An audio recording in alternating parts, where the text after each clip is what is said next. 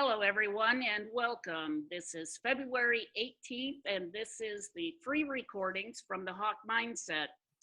I will introduce our founder and creator of the Hawk Mindset, Luz Aguirrebene, and she will go ahead and discuss exactly what these free recordings are and how they can help you. Luz, go ahead, take the floor, please. Thank you so much, Colleen. So, I am very, very excited because I finally got this, the Hawk Mindset in a sequence that makes sense. So, basically, the Hawk Mindset is a thought mastery training. And I would say it is a self-training in the sense that I give you the tools and you self-train yourself, because that's the only way it works. So the Hawk Mindset is divided in 3 modules. The first module is called Thought Masters and Heart Magnets. And that module, it's the key to the program, or I should say to the training instead of the program. I'm trying to change words here, that are more aligned with the 21st century. So the first module it has 2 elements, 2 very important elements when it comes to thoughts and harnessing your thoughts to create your reality. And those elements are the science behind the thoughts, and the second one is the most important one, which is the mechanism of how to work with your thoughts, which is not rocket science, contrary to the common belief. So the question I want to ask everybody now is, did you ever wonder how you can harness your thoughts to create the reality that your soul deserves? Well, it's not rocket science. Here it is. So what we're going to do with this first module is we're going to have free recordings of 40 minutes each, where we're going to talk in depth, starting now, about the mechanism of how to work with your thoughts and the science behind the thoughts that make sense, so that your brain can receive the message in a more clear and concise vibrational way. So that's basically what we're doing today, Colleen. The thought masters and heart magnets. That is awesome. And this is, of course, free recordings for anybody who chooses to have them. I'm not sure how they go about getting them. Yeah, okay. Here's the way it's going to be, okay? The Hawk Minds, in one of my mentors, Ken McCarthy, always said, in internet marketing, that when you're dealing with so much information, there's at least a 30% that you have to give free, because the old way of selling, of, oh, here it is, you have to pay, and it doesn't work in real internet marketing. thing anymore. It has to be about the value that you receive. So I cannot know whether you're a fit for me or I am a fit for you yet until I give you that 30% where you're going to determine, whether these materials I'm presenting to you with all my heart, because it's the tools, it's the tools that help me do that process. Evaluate and then go to the next module, and I don't want to talk about the next module yet. I only will say that is the second module has, the title is The 7 Pillars of Co-Creative Coherence. So that's basically what it is. And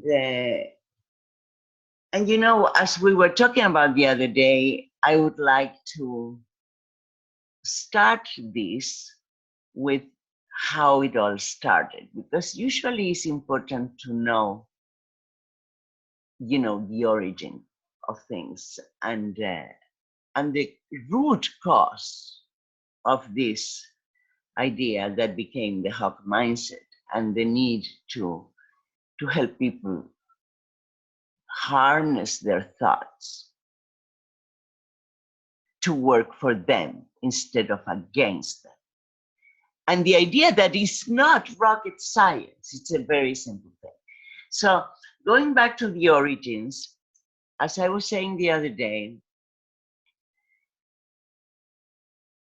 I am very blessed to have had 2 things that are really important in this world. The first one was until 5. The first 5 years of your life, including the 9 months of pregnancy, are crucial. So by 5, the character of the human being is defined. So I had an amazing childhood that gave me, all kinds of wings until 10, when the trust was lost in my personal experience. But by 10, I had already created that character. It was that character of just abundance and happiness and giving and it was tribal. It was tribal. It was about tribes. It's the way we do things in South America and in Central America. It's the tribal thing about the family. That was so amazing. You are very lucky because so many people don't have that. So this will be really beneficial to them. Yes, and it is very crucial. So then the other element that I received that I am very privileged about is that I probably am part of a generation of people. And I used to discuss this with my ex-husband, who comes from the same generation, coming from Uruguay, that maybe we're the last ones of some generations that were getting amazing educations around the world. So literally, I went to a private German Catholic school, and I am so grateful to those nuns, because of course they were coming after the Second World War, after 2 world wars, and they were all about advocating, real critical thinking and real education for women. And I was one of those bunches of women that received that amazing gift. So what happened with me is kind of like interesting in that sense, because they opened up so many options and opportunities, which at the same time my family opened up with me moving to Europe, at 17 and so forth. So what happened is that, by the time I'm out of high school, I'm in Spain. And by then, I'm kind of course, I'm an intellectual, already. Reading has been part of my upbringing since day one. And so I'm thinking, religion, I mean, and I want to make this case because in my experience, my Catholic Church nuns, they were Jesuits. They are the female side of the Jesuits. And they were impeccable in any concept about pedagogy, the real pedagogy and real education. So I didn't have any animosity against them because my experience with them was amazing. It was always about taking responsibility. It wasn't about imposing things, So that was another gift that I received. So by the time I get there, 21, I'm going, yeah, and it's all beautiful and it's great. It was great. But, fundamentally, it looks like this religion thing is the problem with the world. So I kind of declared myself an atheist. And I'm telling you this because this is the root of why, how it came about, the mechanism of how to work with your thoughts. So, I'm declaring myself an atheist, and I'm in Europe, and it's fascinating experience after being 17 years in South America. And what happened, I know that there is a lot of stigma, especially in the United States, with the idea of atheism. But what it did for me, the reason for me was just the logical thing of following that, and I don't want to go too much into it because I want to go to the part of the story that's important. But anyway, what it did for me was like the logical sequence after you declare that religion maybe is the problem with the world. And then it gave me this freedom. It gave me the freedom, and this is the part that I loved about it. It gave me the freedom to to be in the present, in the eternity of the present moment, where I had to take full responsibility to make the best of it because there was no afterlife. So it's no afterlife, it's nothing. I'm alive, I'm feeling life, like with all this love, I'll do the best of it. And it was very free, and it kind of led me to kind of like that idea that it really depends only on me, on nobody else. And that was very, very positive. So, but the interesting part is that at the same time, I was led by my higher self at the time, to go through, I was reading Krishnamurti. And here's the part that's fundamental in this story, is Krishnamurti. So we're going with Krishnamurti, and and Krishnamurti is telling me that the revolution, it's done from the inside out. That it has to start in your soul first, in the reflection of who you are, and the reflection of understanding who you are through all those layers of separation that society has imposed. So to me that was fundamental. So I have to, in that process, at the same time, I declared, to myself that I was only responsible so that whatever happened around in terms of, the sexual revolution, the feminist movement, all of this stuff that was happening in my generation, the hippies, all of this, whatever it was, the answer came from my inside. So I had control only on that. That was the gift that Krishnamurti gave at that time. So then I went about life, and then I couldn't, like, connect much. I didn't think too much. So I kind of became somebody in the search of spirituality, basically. With my kind of atheist intellectual part, also kind of like working together. And then so it was very interesting, because fast forward, to when I was maybe in my late 30s, when I was doing like a huge spiritual awakening. And I decided that, through this reflection over the years, I came across the concept and the idea and the feeling of the word judgment. Because at the time I was having some kind of a quarrel with my mother in terms of her own judgment.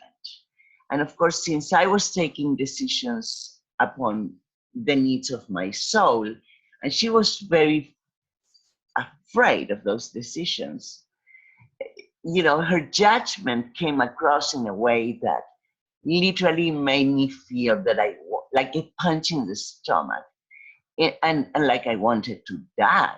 Like literally, I want to die. Judgment felt to me like, and then, Monica Lewinsky was saying the same thing, like 2 years ago.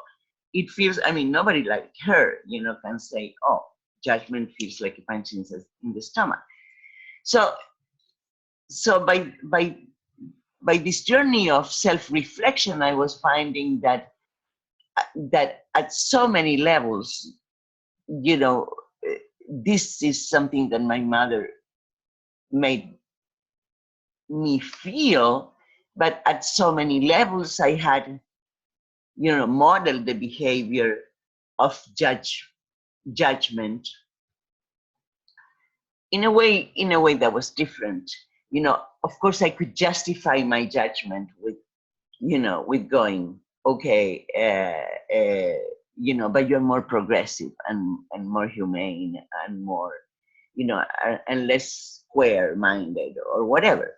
But the point was that one day I looked at myself in the mirror and I saw the judgment and I saw the behavior of the judgment, and I saw that it was exactly the same that my mother did, except that mine was more liberal or benevolent or whatever. But the mechanism was there, and I again declared to myself and made a pledge to myself that I did not want to inflict that pain to anybody else. So judgment had to go away from my thinking. So how was I going to do this? The beautiful part about these things is that when you declare them or you claim them to yourself, the tools start showing up. So there was my friend Krishnamurti again. One day I'm after I decided this, I am walking around, my little bookshelves around my house that is full of books. And all of a sudden, one of those books that I read in my 20s kind of jumps at me and says, here it is. I open the page, and it gives me the exact mechanism of how to change your thoughts. And that to me was totally fascinating. So I started applying it. Now, the mechanism, it's very simple. It's not rocket science.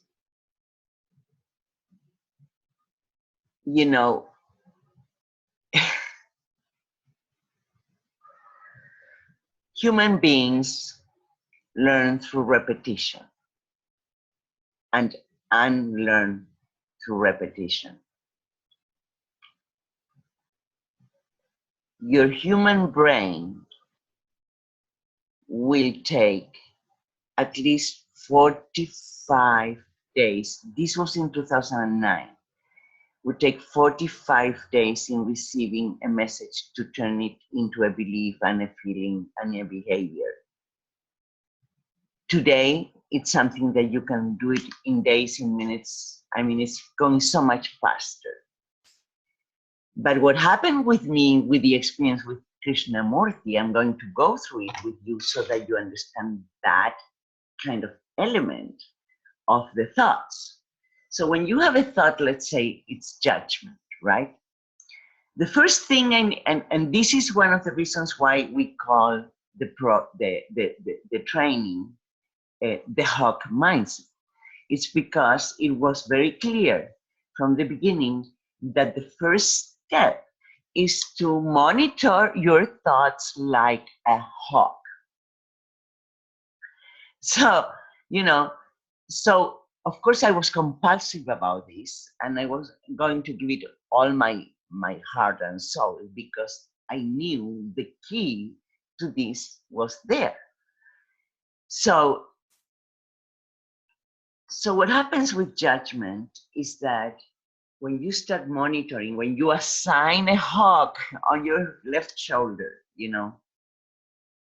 to help you monitor your thoughts, is that every time the thought about judgment comes from you, when you're judging, because now we are looking at you, right? So it comes, it's the thought of the judgment towards somebody else, but the thought comes with two attachments. And one attachment is the guilty part, which is condemnation. Oh my God, you shouldn't have that thought. Oh, that's so bad. You're a bad person. And the other one comes with the justification thing. Oh, but the mean excuse, the ends, or the end of the mean, or whatever is justified because of this or that or that. So the exercise that Krishnamurti told me to do was to simply monitor all these thoughts, when and notice whether it's condemnation or a justification, and do not dwell on it. Just erase it. I use the visual of the white out. White it out. Just white it out.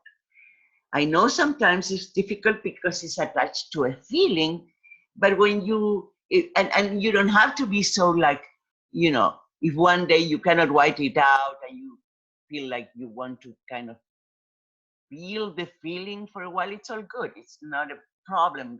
Be gentle with yourself in this process. Please don't go after yourself, because that's not the way things work in the real world.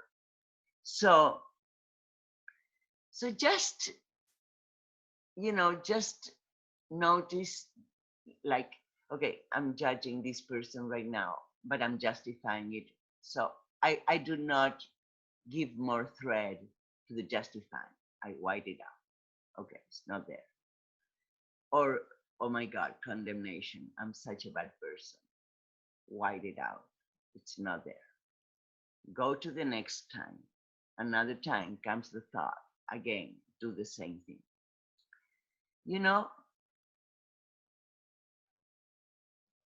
We human beings, this is another crucial part about how the thoughts work. We human beings learn through modeling. So many of those thoughts are coming from the modeling that we received, in the first 5 years of our life, that are still interfering with your reality today. So you really need to identify them and put them where they belong. So the next step for me, as the tool, is like, it's like imagine you have 3 screen three screens. You know, the center screen is the present, the left screen is the past, and the right screen is the future. The idea is to keep a blank canvas in the present to allow the multidimensional reality of the present. And to notice when the present is invaded by a thought of condemnation or a thought, excuse me, of you know, the depression thing, when you're caught in that feeling of the past that doesn't let you see the big picture. You know, we have the hawk here to help us see the big picture and the small picture. So you know, you get this three screen and you kind of have this mechanism in your mind where, you know, you keep the present as open as possible while, you know, you can identify the left, you know, the depressive feelings, you know, that belong in the archives of the past, which is the left screen, you know, and we give it a screen because it's part of us. We cannot just erase them. We cannot just decide that the bad experiences are not experiences, because then you don't understand anything. You know, it's like Einstein said, and I have based a lot of my studies on only that simple phrase, which is knowledge is only experience. Therefore, there are no good experiences nor bad experiences, because they are all experiences to be transmuted into knowledge. You know, and that's where the real knowledge comes, by the way. You know, I think that's a powerful statement for people who look at things really bad or really good, and to understand that experiences in your life are neither. They just give you knowledge, and they're there for a reason, to teach you. And you know, people look, oh my God, this was so horrible of an experience. Well, it is if you see it that way, but if you look at it as knowledge gained, then you know, Colleen, I was listening to Alice Miller again today, who's one of my heroes, and I really want to bring her back to the table. You know, she wrote a book that I read many years ago that's called Making Sense of Suffering.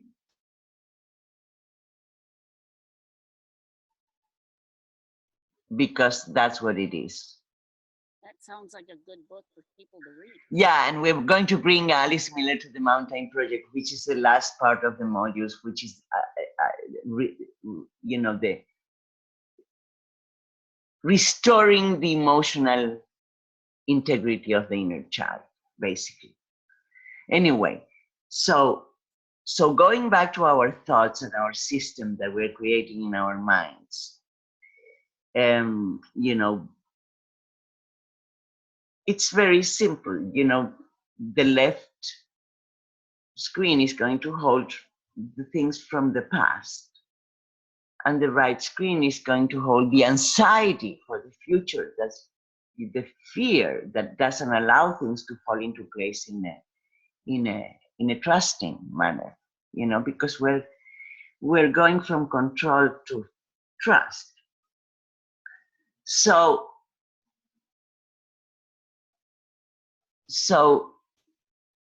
here is when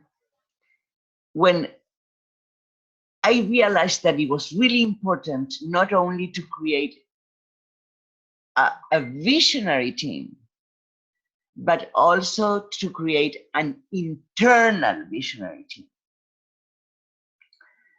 And the internal, and this is the one that this is the team that's kind of holding the present, okay, in your screens. So it is a round table, and you're sitting at the round table. On your left you have a hawk helping you monitor your thoughts. And, and, you know, and to never forget that there is a big picture ever again. And then on your right is your inner child, which is, your creativity and your psychic abilities that have been completely abstracted. To never forget that you have them again. Give your inner child the presence, because she was the one who brought those things that were denied to him or her. And then in your table, you're going to have a hole in the middle.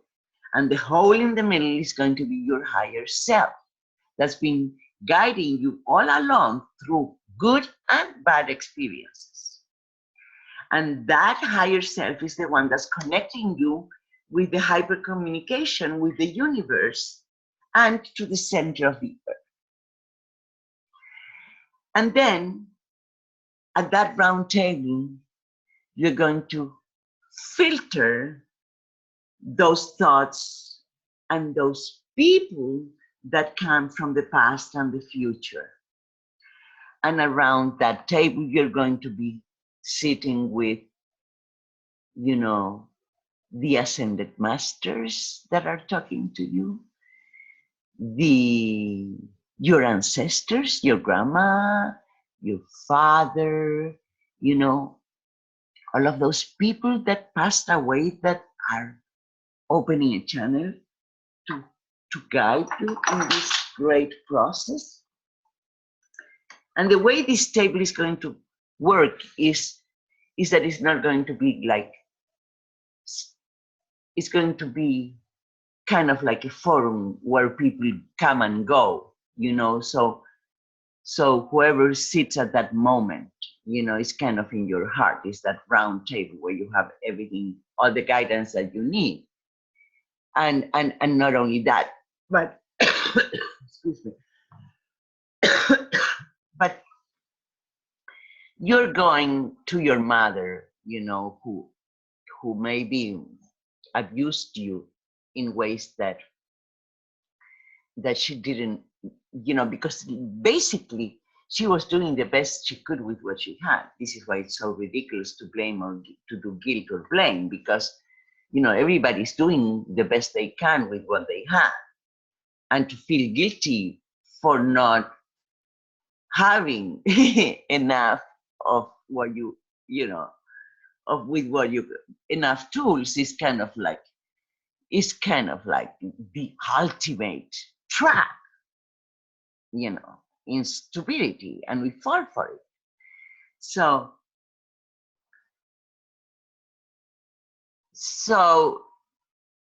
you have this table, and this table literally is going to filter those things, and then the guides, the guidance, they're all going to be there working and cheering for you when you need them. And at the same time, when the thoughts are depressive, and when they are painful, and when they are, about the abandonment of the inner child, those thoughts are going to be archived in the archives of the past or the left screen with a lot of compassion, because it's like the Ho'oponopono thing, which is another great tool. Is thank you for the experience. I love you. I'm sorry I couldn't do more. That's basically what it is, right? So that's another mantra that we can use when the thought comes. Like, one thing is to erase, and another thing is to, erase or white out, and another thing is to do the Ho'oponopono. I love you, thank you, I'm sorry, Thank you for the experience, making sense of suffering, because Probably the suffering is the one that opens the eyes of the soul most than anything else. If you miss it, you know, you're denying a huge part of yourself, right? Did you grab it already? So, Colleen, can you please comment a little bit while I move, because the kids came back and I need to move to a more silent place. Yeah, that's not a problem. I think that it's really awesome how you talk about first how things happen faster now, and that's because of the changes going on our planet as we live and breathe at the moment, and how the timelines are merging together and time itself has sped up. So for those that used to have to work on this, it'd be 45 days or a little more depending on the person. Now things we see are happening literally within the same day, the same week, the same minutes. You know, it's just amazing how we can see things happen now in less than 24 hours. Now, that doesn't mean every person's going to be able to solve all their problems in that short of a time period, but they're going to find that results happen faster due to that. And I also love the fact that, you know, yeah, that is the Ho'oponopono. This is what a lot of the many successful people and spiritual leaders teach is Ho'oponopono, and how this helps and changes your frequencies in your body, and it helps you do the things that you need to. It can heal your body, it can heal your emotions, it can heal you with past memories. I mean, it can do so much for a person that most people don't realize. Yeah, and you know, and going with what you're saying, here's the other part that's really important to understand. You know, it is that your heart, and this is the part of heart magnets, you know, thought masters and heart magnets, is that your heart, it's 5,000 times more powerful than your brain magnetically. Now, we understand that we are like three-dimensional beings at that level, where we have a biological body, we have a spiritual body, and we have an electromagnetic body that we have yet to explore. I mean, we're more acquainted with the spiritual body than the electromagnetic body.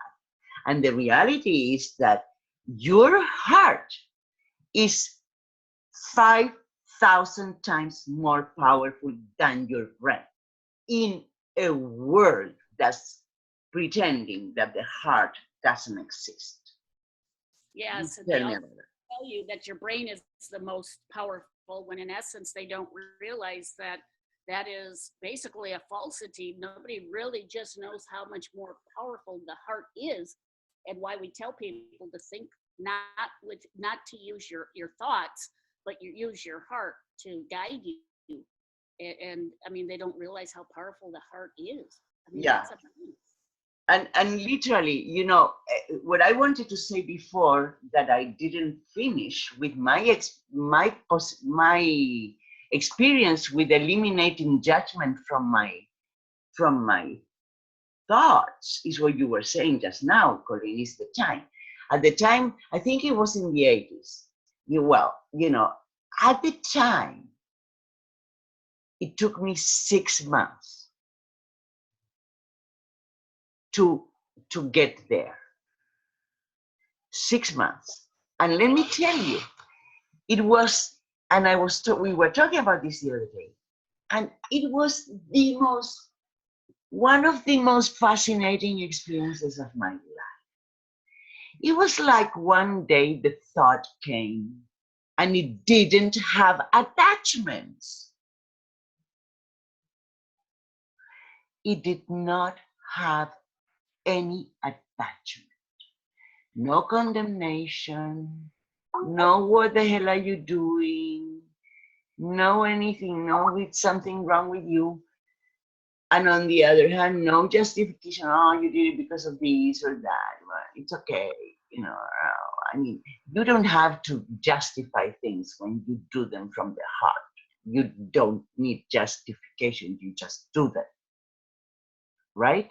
And people are going to realize two things here. One, that it really does change you. And two, back then, like I said, it could take longer for you. Just for that was 6 months. People vary in times, but now it's even so much less if they really truly work on this. So you see, it's not rocket science. It's not rocket science. It's very simple. I would recommend starting with guilt and blame, because those are the tools of the root of fear. Those are the ones that paralyze you. And if you keep doing to others, it's because you don't have the compassion to yourself. Fear has held this planet back a very long time, people in general, and most people don't move forward or don't react or go and act, I should say, because of fear. Yeah. And instead they do react instead of acting, but fear has held so much back. And to realize the power behind this, we it's like an exercise. You train your body. Exactly. You train this, you train that. Well, now you've got to train your heart. It's training, exactly. And Baba Sugi, Mr. Sino, bless his heart. He calls it the diseases of the heart. And I call it, I love it because I call it, and it's not my phrase. It is Bernie Dorman's phrase. I call it the virus of the mind, which comes to the reality that in the macro, the virus of the mind and the diseases of the heart are the problem. The ego, the arrogance. Yeah, but not even in terms of because the ego is like a self-defense mechanism. But what I'm saying is that it is about eradicating, it's about trust. And it really is about planting the seed of fear by eradicating trust and then eradicating compassion. Because if you eradicate compassion to yourself and to others, you're much better to be manipulated to kill others. It's simple. It's simple. Hitler would have, and this is a study by one of my heroes, Alice Miller. As I said before, I think I mentioned her. Right. Hitler would have not gotten away with murder if it was not because of a full generation of German boys that were abused by their parents, not rocket science. People don't realize the value of the information that they're getting here, but this is basically just learning how to train yourself and take control of your thoughts, your words, and train your heart and your mind to take this judgment away and look at things through a different perspective of experiences and use that to grow in consciousness, which will all around make you a better person and a happier person. But you'll just have better control of yourself. And just like doing any other exercise, martial arts, monks, they spend years training. It is an exercise. It's exercising the muscles of the heart and exercising the muscles of the brain to work together to stop the dissociation inside out. And that's our responsibility, no matter what childhood we have. But first, we have to acknowledge the childhood and the pain, because we have to make sense of the suffering first. Anyway, so now you have your mechanism. You can use Ho'oponopono or whatever mantra you want, to work with this. It took me 6 months in the year 2009, NASA was training the astronauts about and about changing their behavior regarding the loss of what is it? I forgot.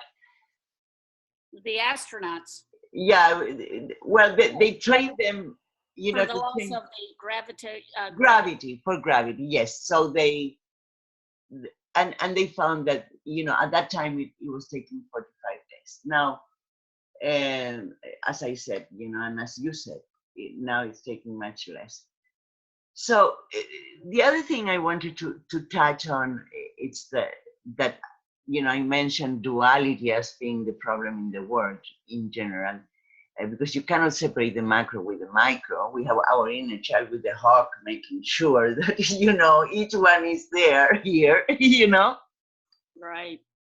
and oh my God, I lost it. Can you repeat? Help me. We're talking about the macro and the micro. With the inner child, you can't have the one without the other.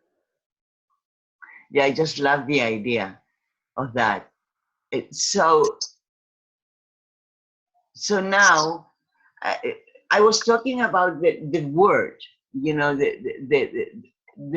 about the diseases of the heart and the virus of the mind.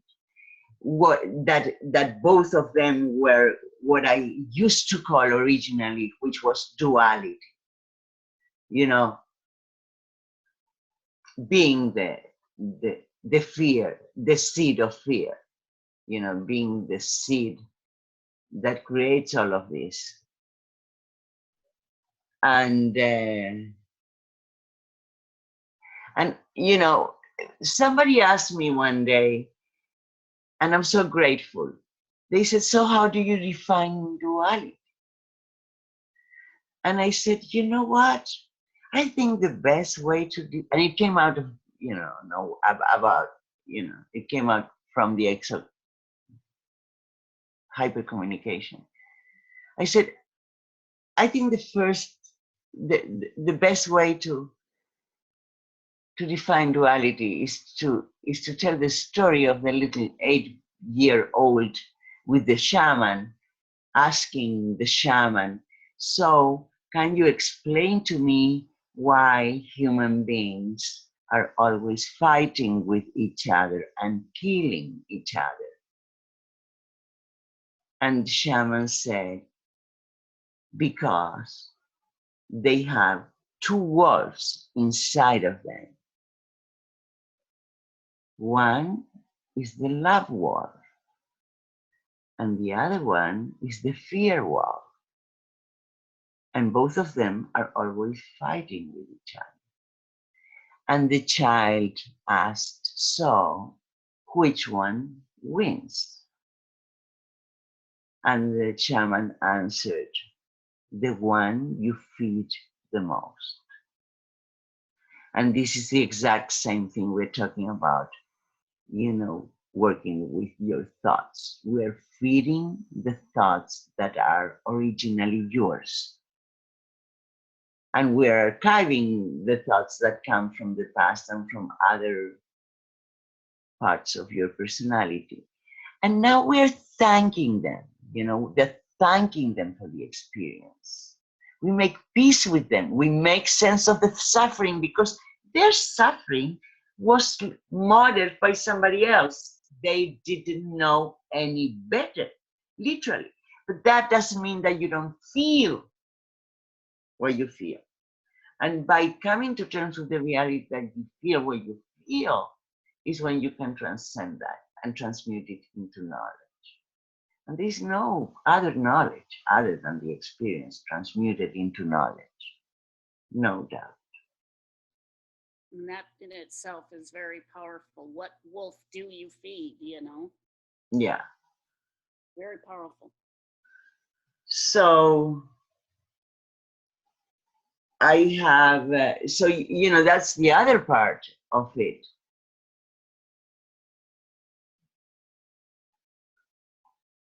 And then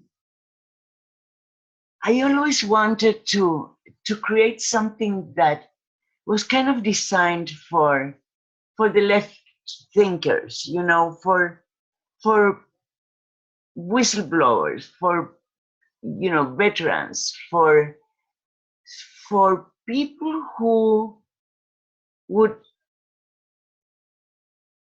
you know, make it into simple, straightforward words that will make sense to them, because they are the most damaged. You know, it's like when you're a whistleblower, I mean, talk about punching the stomach, you know.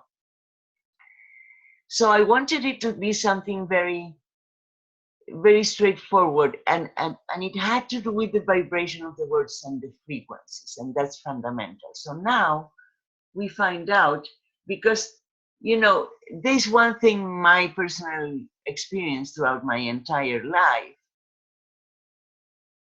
and another thing is that the science of it, you know, the science is, in the late years, has been so fascinating and fulfilling for me, because now my experience is matching the science, and I needed the science. So I want to bring to the table another element of the science that's incredibly powerful, that we need to take into consideration, which is the fact that the Russians, when after the Cold War, the Russians and the Chinese went back home, and they decided to invest their resources in science mostly. And the West decided, you know, the United States decided to invest it in more weaponry for war.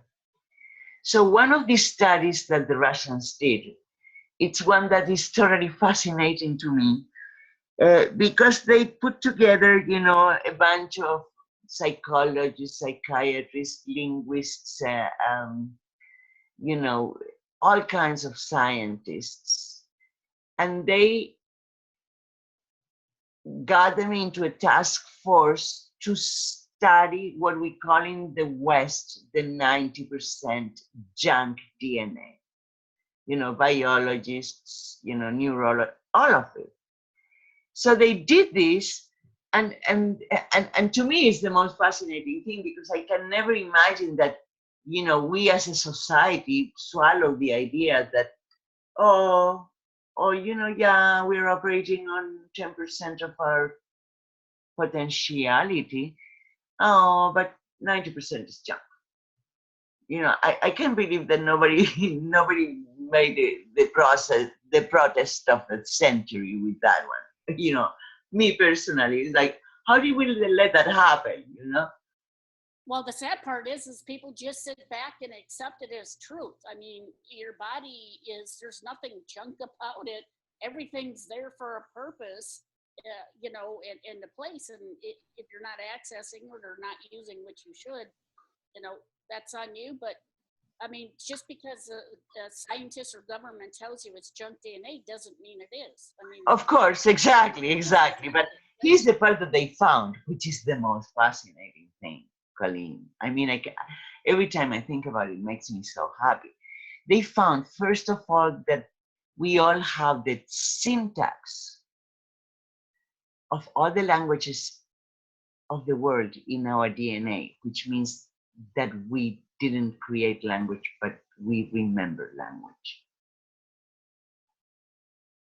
That's an amazing one. That's amazing, yes. That's very cool. Then the other one is that we humans can reprogram our DNA with the vibration of words and frequencies. Now, think about it. That's the part I love, how frequencies and DNA and your tissue and your body can all work together to make change. And words, because then you're going to find out, as I explained in the in the sales letter is that the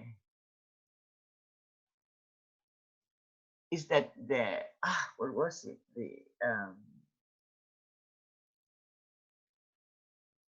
that your DNA is the words, so what what really is important to pay attention here is to what you tell yourself. Think about that. It's the vibration of words and frequencies. Don't you think that what you tell yourself needs to be revised and cleaned up? Because it's literally changing your DNA. Exactly, going back to the old adage of thoughts and words become things. If you don't like what's going on in your body, you need to change your vocabulary. Exactly. Or in your reality, whatever might be going wrong, you need to change the vocabulary, change yourself, and everything else will fall in line. Like attracts like. Yeah. So but you know, the idea that after we've been fed this idea that, oh my God, we are incarcerated by the genetics, you know, that you can literally reprogram your DNA with the vibration of words and frequencies. It's like all you have to do is raise the voice and the frequencies of the heart. You need to raise the voice, the vibration of the voice. It's amazing. So, you know, Colleen, I wanted to say something that's been on my mind for a little while. We're still, I don't know how long we've been here, but we're still recording. Yes, and I left you a little message in the chat. I don't know what's going on, but we never did get the... I know, yeah, it's great. Let's continue. We are very close, you know. Yeah, we're at like 52 minutes already. Okay, great. Fantastic. So, you know, that's another huge element, you know, that study by the Russians that literally came to confirm everything that I had found through my experience, through transmuting my experience into knowledge without judgment.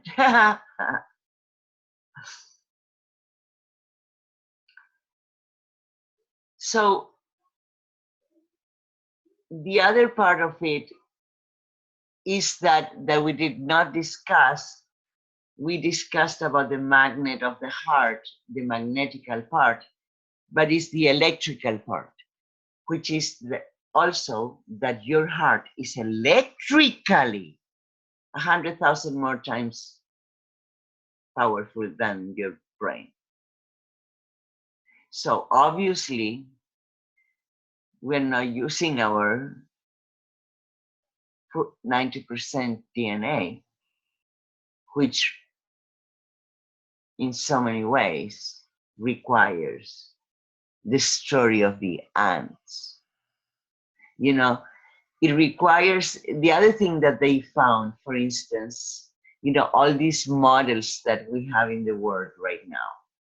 Like, you know, I mean, you know, rats and ants are gregarian species, very much like humans.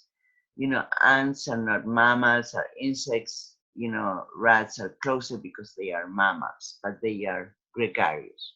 They are tribal. They function in the community. So when you think of the ant world, which is one of the most beautiful parallels, that ants behave so much like us, you know, being so little, you know, anyway, being almost the most little animal, you know. So anyway, the idea is that when the queen ant gets out of the community, she can send the electromagnetic, wave to the community, and the community continues to work the way it's always been working. No matter how many miles away the queen ant is, she can send the message. Now, the problem arises when the queen ant dies. That's when the whole community stops. So in reality, we're kind of like shifting the paradigm. And this is the project of the little ants that could, Colleen, that I've been talking about. It is to do a cartoon where okay, the queen ant is dead. The community stopped working. And all of a sudden, one little ant, that's a millennial ant, says, wait a minute, do we really need to re-elect a queen? And everybody go, but we've been doing it for ages, that's the way it is.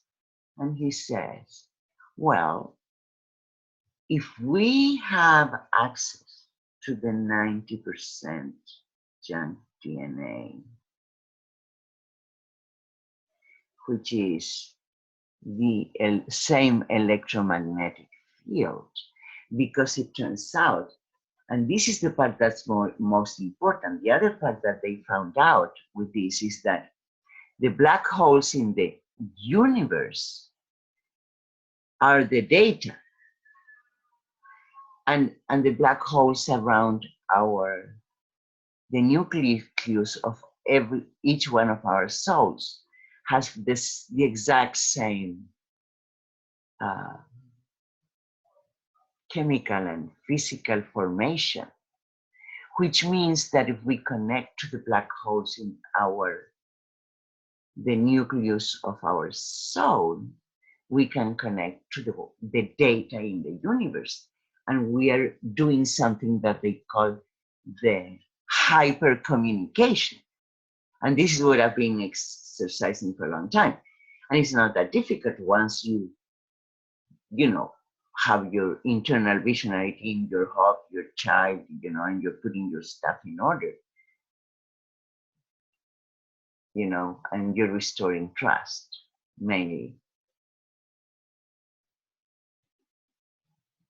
And that's a really good way of explaining what we can do and what we're capable So of. can you imagine, Colleen, this movie where these millennials, dressed, in the Indonesian style, says, wait a minute, but we can do that.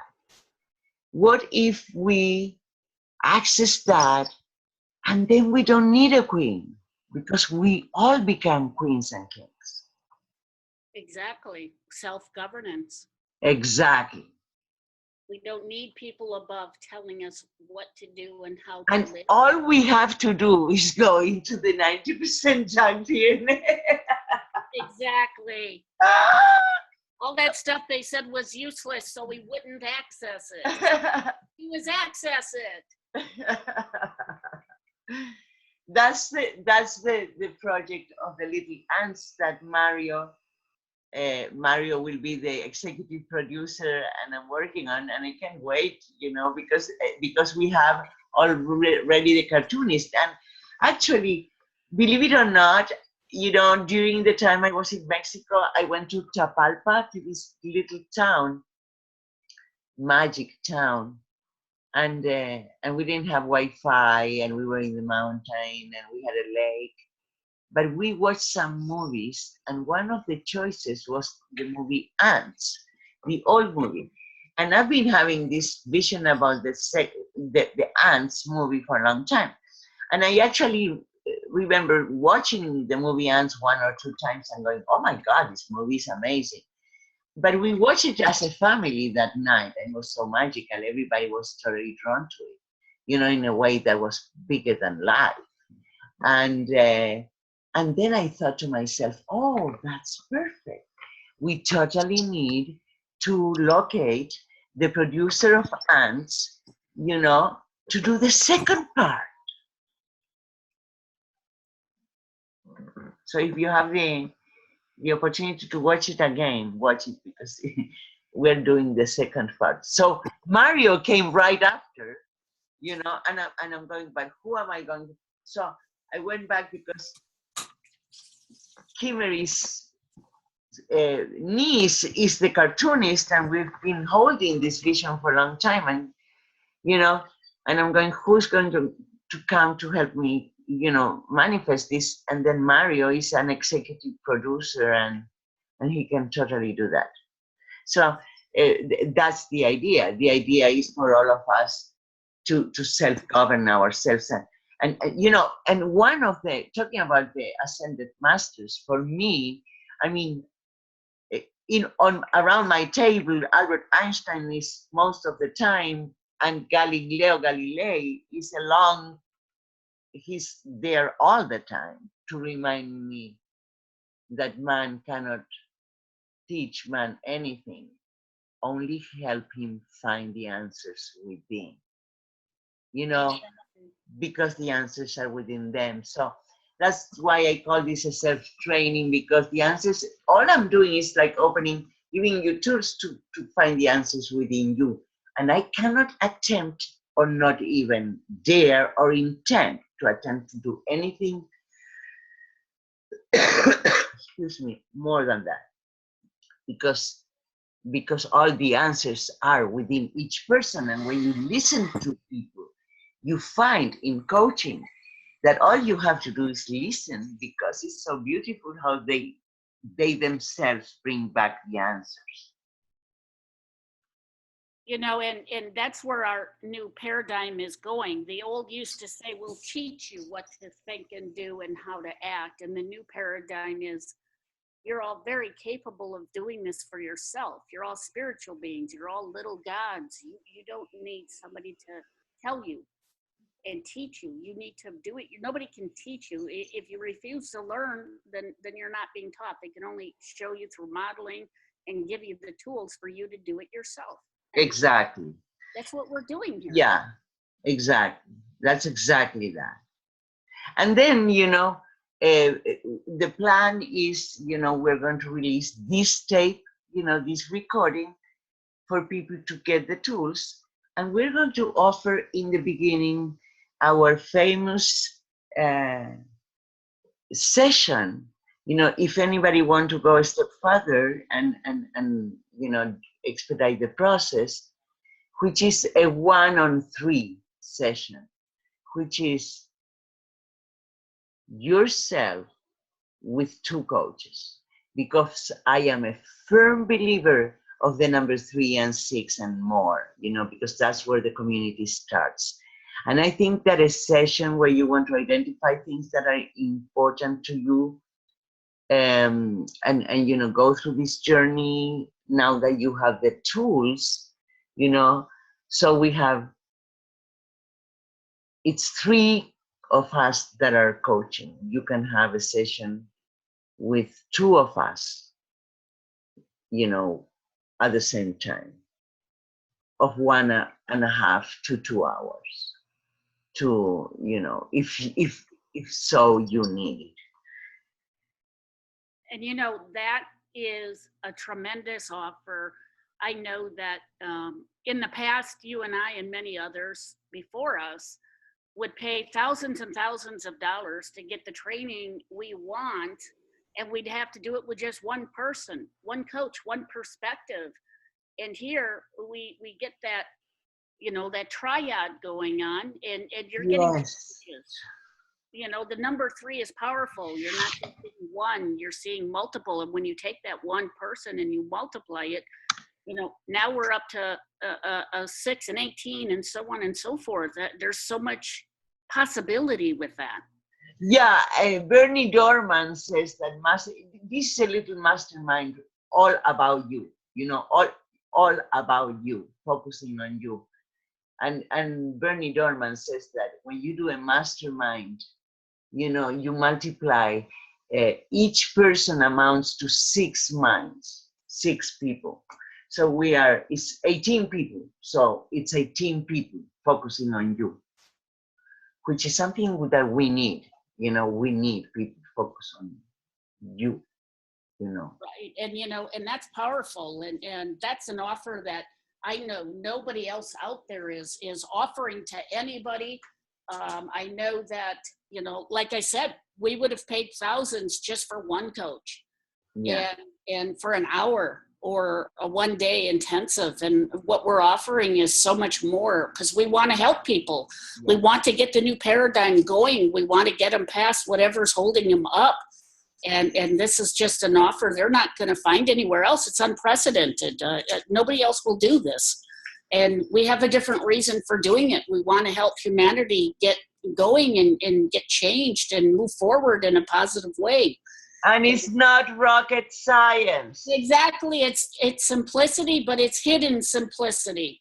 And people just don't realize how powerful they are and what's within them and what's inside them and what they're capable of. And we're going to bring it to the surface to help them understand this so they can move forward in the new paradigm appropriately, you know, positively, and do great things for themselves and be happy, and whether it's life, work, whatever.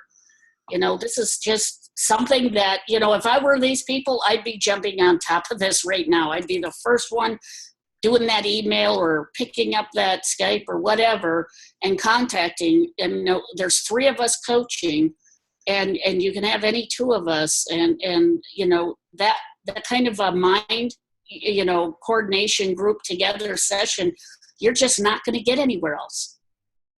I mean, this is just something that is so unprecedented, and we're not doing it like others do just to get you to keep coming. We're doing it because we want to see the change. There's so many people that needs it. Okay, Colleen, you touched on something really important. You know, it's not about creating more codependency. It's about giving you the tools to find the truth within yourself that you have. You're the gold mine. Exactly. You know, so that's another thing that's really important.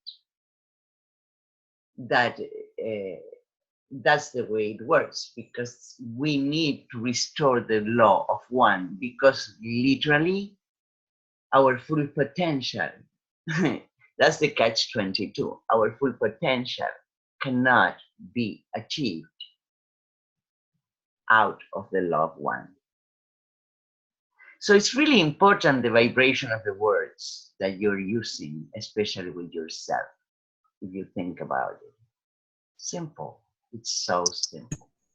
It's simplicity that's hidden from the untrained eye, because our world has programmed them to believe they've got junk DNA and they can't do anything for themselves, and that they need to depend on others. And that is so not true. Yeah, exactly. So, Colleen, we are going to, I think we can wrap it up. I'm trying to think if there's anything else. Right now, we're going to, oh, yes, you know, we're going to, once people are going through this recording, they have the tools, and they can start working immediately on themselves. So then the alternatives, we're probably going to do some kind of a membership so that people can, you know, have a forum where they can go and share the experience. And then of course the one-on-three session, personal session.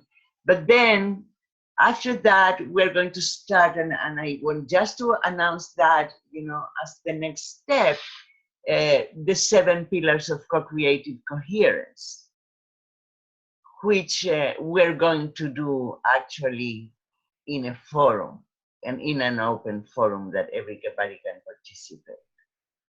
And those 7 pillars are extremely powerful and a really good foundation for the Hawk mindset. Exactly, because the 7 pillars are are a re-evaluation of 7 universal principles that need to be re-evaluated if you're working with yourself. You know, you have to align the micro and the macro, you know, so it's a re-evaluation of 7 universal principles that actually came from an inspiration from Castañeda, Don Juan. The four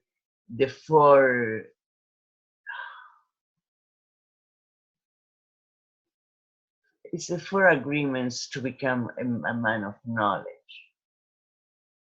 That was the inspiration that came from. But that's another story. That's the next chapter. This is just the preview. There you go. Well, I believe that there was a lot of information. People now understand the basics, foundation, understanding behind the Hawk mindset and why you created it. And they now know and have the tools to start working on themselves. I mean, there's just a lot of information there, that very powerful information that was given to them, that definitely will allow them to move forward and in changing their own lives if they so choose. Excellent. Yeah, you know, as I said before, if you ever wonder how to harness your thoughts to create the reality that your soul deserves, well, it's not rocket science. Here is how to do it. Please share. I love you all so much, and thank you to everybody that was part of this journey with me and the trust that you deposited in my work. And thank you for giving this wonderful tool to so many people. I'm sure they'll greatly appreciate it, and it's such a great help to get people going in humanity on the right path in the new paradigm. Yes, and I wanted to say one more thing that I didn't mention, and I should now. Mario was going to join us because he's the third coach. However, it looks like he had some technical difficulties because he's in Mexico. But the beautiful part about Mario is that he's a shaman, and he was a Navy SEAL. And not only that, he's a music person, and he's a great coach, and he understands the science behind the thoughts in terms of the electromagnetic field, more than many people I know. So I think we're a good, you know, 3 triangle people to start with. Eventually, we're going to do the coach to coach. We're going to just train people to become coaches themselves so that, you know, everybody become a coach. Because I have the feeling that we're going to need more coaches very soon. So we're in the process of training them. So this is our triangle. This is our 3. The three that make the group starting this little community. Soul Hangout, the Hawk Mindset, and